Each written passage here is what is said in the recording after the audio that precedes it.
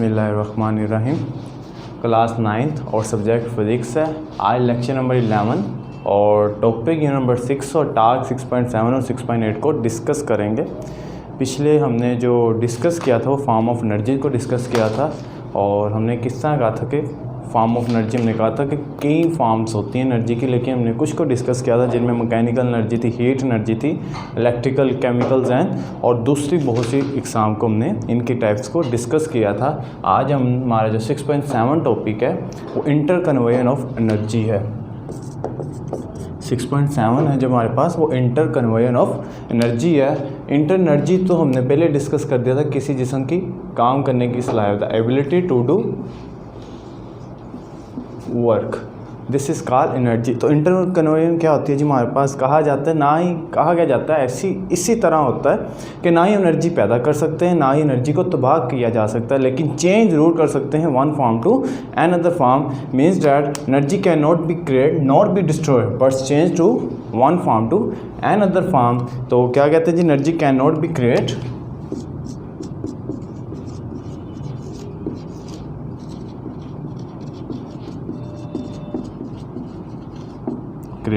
not be destroyed but change to one form of energy into another form of energy.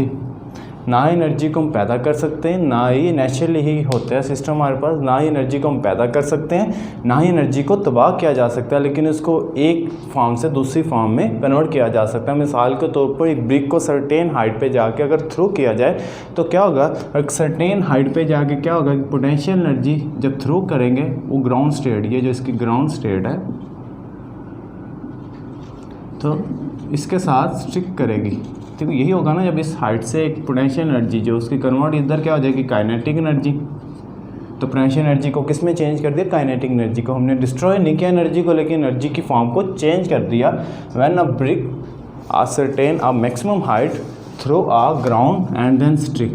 तो kinetic energy किस में change, potential energy किस में change हुई? Kinetic energy. और after striking ground तो क्या हो जाएगा हमारे पास? जब इसे टकराएगी तो यहाँ एक साउंड एनर्जी क्रिएट होगी, यानी काइनेटिक एनर्जी किस में चेंज होगी? साउंड एनर्जी में। और इसी तरह ही अगर यही साउंड एनर्जी बाद में किस में चेंज हो जाएगी? हीट एनर्जी में, ड्यू टू रबिंग। जब वो टकराएगी तो रब करेगी, हमें पता है। इसी तरह जब हम अपने हाथों को रब करते हैं तो हमारी जो मैकेनिकल एनर्जी किस में चेंज हो जाती है जी? हमारे पास हीट एनर्जी में। तो हम इस तरह एक एनर्जी को दूसरी एनर्जी में चेंज किया जा सकता है। और जो आपकी बुक वालों ने एग्जांपल दिया वो इस तरह दी है, एक साइक्लिस्ट माउंटेन की तरफ, यानी ये काइनेटिक एनर्जी की तरफ, काइनेटिक एनर्जी लेके जब एक सर्टेन हाइट पे पहुंचता है तो काइनेटिक एनर्जी कहाँ हो जाती है जी? पोटेंशियल एनर्जी में चेंज। इसी तरह ही वो जब एनर्जी आउट करता है वापस नीचे की तरफ आता है तो उसके बाद वो एनर्जी दोबारा किस में कन्वर्ट हो जाती है? हमारे पास काइनेटिक एनर्जी। इस तरह हम एनर्जी की एक फॉर्म को दूसरी फॉर्म के अंदर चेंज किया जा सकता है। दूसरा वो कहते हैं इसे वाटर डैम्स, वाटर फ्लो जो करते हैं हमारे पास। इस तरह हमारे पास जो मैकेनिकल एनर्जी इलेक्ट्रिकल एनर्जी के अंदर चेंज हो जाती है। मिसाल के तौर पर वाटर फ्लो करते हैं तो काइनेटिक एनर्जी, तो बाद में काइनेटिक एनर्जी को कहाँ चेंज कर देते हैं? इलेक्ट्रिकल एनर्जी में चेंज कर दिया जाता है। और जब भी कोई वाटर फ्लो करता है तो हमें पता है कि वो फ्लो करने की जो उसकी सलाहियत होती है ड्यू टू काइनेटिक एनर्जी की वजह से होती है। तो इस काइनेटिक एनर्जी को बाद में किस में कन्वर्ट कर लिया जाता है? काइनेटिक एनर्जी को मैकेनिकल एनर्जी के अंदर कन्वर्ट कर लिया जाता है। इसी तरह उन्होंने ऑप्शंस वही वाटर वाली एग्जाम्पल दिया, मस्कुलर की एग्जांपल दिया, रबिंग जो hard then muscular energy convert into the heat energy. Means that जब रबिंग करते हैं तो काइनेटिक एनर्जी प्रोड्यूस होती है, तो काइनेटिक एनर्जी यानी मस्कुलर एनर्जी, जो मस्कुलर की एनर्जी जो किस में कन्वर्ट हुई? काइनेटिक एनर्जी में। देन काइनेटिक एनर्जी किस में कन्वर्ट हो जाएगी हमारे पास? ड्यू टू रबिंग किस में कन्वर्ट हो जाएगी हमारे पास? हीट एनर्जी में। तो इस तरह ये हीट एनर्जी में प्रोड्यूस हो जाएगी। ये था inter conveyor of energy. Energy can not be create, not be destroyed, but change to one form to another forms. उसके बाद आता है जी हमारे पास 6.7 में major source of energy.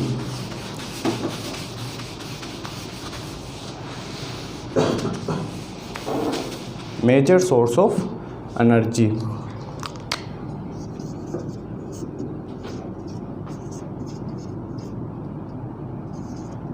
Major source of energy पहला फॉसल फ्यूल है। तो हम मेजर सोर्स की बात करें तो हमें पता है, हमने पीछे भी किया था, जो मेजर सोर्स है वो सन है हमारे पास जो एनर्जी हमें देता है, और उसके बाद विंड है, और उसके बाद हमारे पास वाटर है। ये नेचुरली ही ज़राए है हमारे पास, ये कुदरती तौर पे ही हमें मिलते हैं, और इनकी परसेंटेज एस्टिमेटली 80 to 85% होती है जो हमें एनर्जी प्रोवाइड करते हैं। मिसाल के तौर पर सन हीट एनर्जी प्रोवाइड करता है एंड लाइट एनर्जी प्रोवाइड करता है। इसी तरह विंड है हमारे पास, ये इलेक्ट्रिकल एनर्जी प्रोवाइड करते हैं, और वाटर भी सेम एज इट इज़ ही हमारे पास इलेक्ट्रिकल एनर्जी और बहुत सी दूसरी एनर्जी प्रोवाइड करते हैं। लेकिन ये कुदरती ज़राया है, लेकिन मेजर सोर्स जो हम इस्तेमाल करते हैं उनमें सबसे बड़ा सोर्स जो बाकी परसेंट है वो fossil fuel, nuclear fuels, renewable resources वगैरह होते हैं।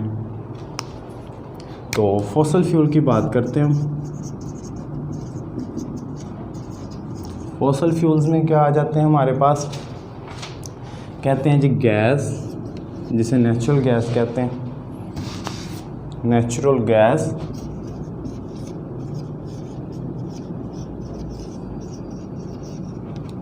कोल, और हमारे पास जो ऑयल्स वगैरह। ठीक हो गया। जो नेचुरल गैस, कोल है, ये भी हमें क्या प्रोवाइड करते हैं जी, ये हमें एनर्जी ही प्रोवाइड करते हैं।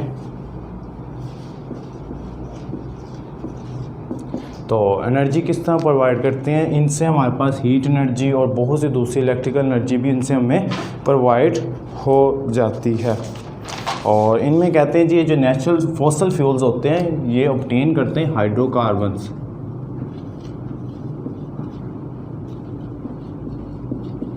हाइड्रोकार्बन्स ऑब्टेन करते हैं। अगर हम हाइड्रोकार्बन्स की बात करें तो हम जानते हैं जो हाइड्रो होता है उसका मतलब होता है हाइड्रोजन। जब हम हाइड्रोजन और कार्बन्स मीन कार्बन, ठीक है, हाइड्रोजन एंड कार्बन्स और उसके डेरिवेटिव, और उनके डेरिवेटिव को भी डिस्कस किया जाए तो वो क्या कहलाते हैं जी, हमारे पास हाइड्रोकार्बन्स कहलाते हैं। और कहते हैं जी इनको फॉसिल फ्यूल को इस्तेमाल किया जाता है इंडस्ट्रीज़ लेवल पे, ट्रांसपोर्ट के लेवल पे, और इनको इस्तेमाल किया जाता है जी हमारे पास हाउसेस के लिए जो हीट प्रोवाइड करेंगे हमें ये नेचुरल रिसोर्सेज वगैरह। उसके बाद कहते हैं जब इनको कार्बन, जब हाइड्रोकार्बन्स यानी कार्बन को, जस्ट कार्बन को जब रिएक्ट करवाते हैं, जब हम कार्बन को रिएक्ट करवाएंगे ऑक्सीजन के साथ तो इट्स प्रोड्यूस कार्बन डाइऑक्साइड, ठीक हो गया, प्लस हीट। तो ये हीट एनर्जी प्रोवाइड करेंगे जब ऑक्सीजन के साथ कार्बन्स का रिएक्ट करवाएंगे। इसी तरह जब हाइड्रोकार्बन्स को रिएक्ट करवाएंगे, हाइड्रोकार्बन्स को किसके साथ रिएक्ट करवाएंगे, ऑक्सीजन के साथ रिएक्ट करवाएंगे, तो ये प्रोड्यूस करेंगे कार्बन डाइऑक्साइड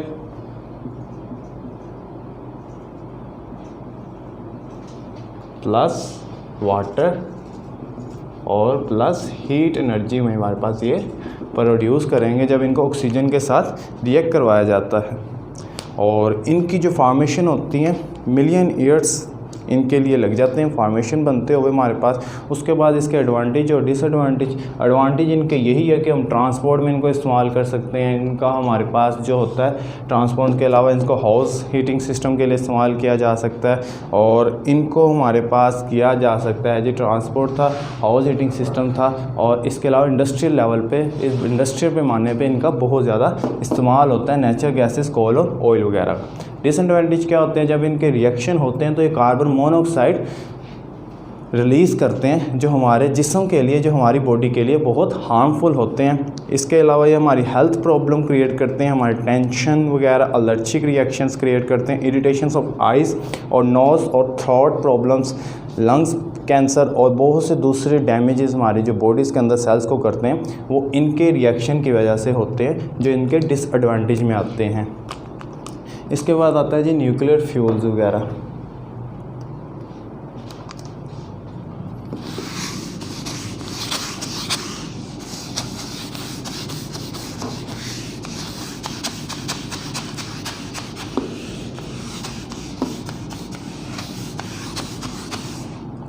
न्यूक्लियर फ्यूल्स, ठीक है कि ये न्यूक्लियर रिएक्शन से आते हैं, जिससे हमने कहा था फिशन रिएक्शन कि एक एटम ब्रेक डाउन करता है, यूरेनियम एटम ब्रेक डाउन करता है इनटू 2 और मोर देन एटम्स के अंदर, 2 और मोर देन न्यूक्लियर के अंदर। जब ये करते हैं तो ये सारे के सारे क्या प्रोड्यूस करते हैं जी, हमारे पास हीट एनर्जी ही प्रोड्यूस करते हैं। तो दिस इसका न्यूक्लियर फिशन रिएक्शन यानी न्यूक्लियर फ्यूल्स वगैरह।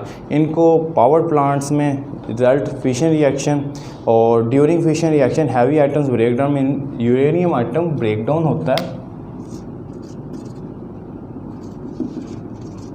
जब यूरेनियम आइटम ब्रेक डाउन होता है तो ये क्या प्रोड्यूस करेगा, हमारे पास हीट एनर्जी ही प्रोड्यूस करेगा, large amount of energy release करता है। इनको इस्तेमाल किया जाता है जी हमारे पास रेडिएशंस के तौर पर, हीट्स के तौर पर, और in the run of the power plants, और इनके लिए इनको इस्तेमाल किया जाता है। उसके बाद लास्ट रीन्यूएबल एनर्जी सोर्सेज। हमें पता है जो कुदरती ज़राए होते हैं उनको हम रीन्यूएबल एनर्जी कहा जाता है। मिसाल के तौर पर सन्स है हमारे पास, जो सबसे बड़ा सोर्स है, वाटर है हमारे पास जो रीन्यूएबल सोर्सेज है, और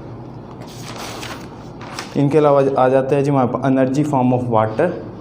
जो एनर्जी से फॉर्म ऑफ वाटर यानी वाटर से जो एनर्जी होती है वो हमारे पास वेरी चीप होती है, यानी वो बहुत ज़्यादा मकदार में हासिल हो जाती है। उनके लिए हमारा प्रोसेस कम होता है। उनमें यही होता है कि जब वाटर फ्लो कर रहा होता है तो वो प्रोड्यूस क्या करता है कि काइनेटिक एनर्जी प्रोड्यूस करता है, जो मुसलसल करता रहता है। तो उससे हम क्या करते हैं जी इलेक्ट्रिकल एनर्जी प्रोड्यूस करते रहते हैं, जो हमारे वेरी चीप रेट्स में आती है। डैम्स में इसको कंट्रोल कर लिया जाता है, तो डैम से इसको दोबारा प्रोड्यूस किया जा सकता है जी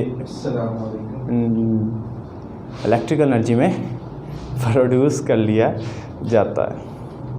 तो रीन्यूएबल्स में हमारे पास थे। उसके बाद एनर्जी फ्रॉम वाटर से जैसा मिसाल का, तो वो वाटर ने पहले कहा कि वाटर मुसलसल फ्लो करता रहता है, उससे काइनेटिक एनर्जी प्रोड्यूस होती है, वो वेरी चीप रेट्स होते हैं। और इन्हीं वाटर्स को जब डैम में किया जाता है, स्टोर किया जाता है, तो डैम में स्टोर करने के बाद इनको कन्वर्ट कर लिया जाता है, जनरेट कर लिया जाता है, इसको convert into the electric energy को। इसमें हमारे पास इन्वायरमेंट में भी कोई प्रॉब्लम नहीं होता, ये हमारे पास इन्वायरमेंट को भी कोई नुकसान नहीं पहुँचाता।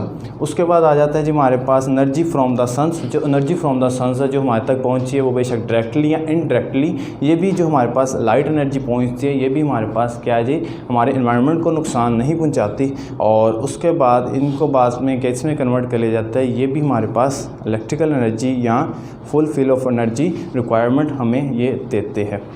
आज का टॉपिक्स हमारे पास इतना ही था, जिसमें 6.7 और 6.68 को 6.7 एंड 6.8 को डिस्कस किया। और 6.8 के हमने 3 रिसोर्सेज जिक्र किए हैं, जिनमें हमारे पास फॉसिल फ्यूल था, न्यूक्लियर फ्यूल था, रीन्यूएबल सोर्सेज थे। उसके बाद सोलर सोर्स सिस्टम और सोलर सेल्स और बाकी जो आगे फॉर्म ऑफ एनर्जी है यानी आगे सोर्सेज ऑफ एनर्जी है, उनको इंशाल्लाह अगले टॉपिक में डिस्कस करेंगे। और आज के लिए इतना ही। जज़ाकल्लाह खैरा।